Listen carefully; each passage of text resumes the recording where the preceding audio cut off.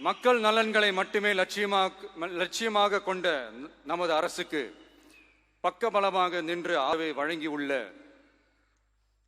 காங்கிரஸ் பேரியக்கத்தின் தலைவர் மதிப்புக்குரிய திரு மல்லிகார்ஜுன் கார்கே அவர்களே,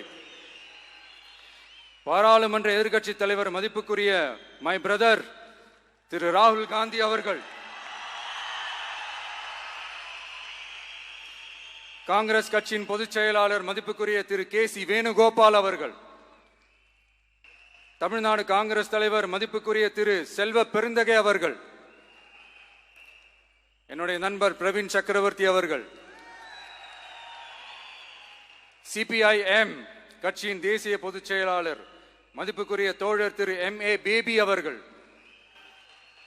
மாநில செயலாளர் மதிப்புக்குரிய தோழர் திரு பி. சண்முகம் அவர்கள், அரசியல் தலைமை குழு உறுப்பினர் மதிப்புக்குரிய தோழர் திரு கே. பாலகிருஷ்ணன் அவர்கள், பாராளுமன்ற உறுப்பினர் மதிப்புக்குரிய தோழர் திரு சு. வெங்கடேசன் அவர்கள்,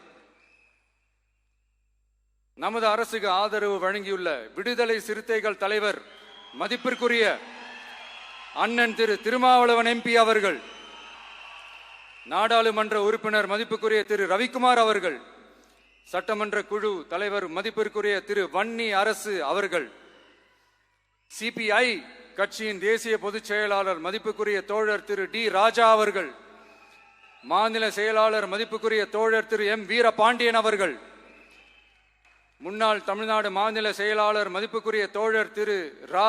முத்தரசன் அவர்கள், இந்திய யூனியன் முஸ்லிம் லீக் கட்சியின் தலைவர் மதிப்புக்குரிய டாக்டர் திரு காதர் மொய்தீன் அவர்கள், நாடாளுமன்ற உறுப்பினர் மதிப்புக்குரிய திரு நவாஸ் கனி அவர்கள், உங்க எல்லாரையும் வருக வருக என்று வரவேற்கிறேன்.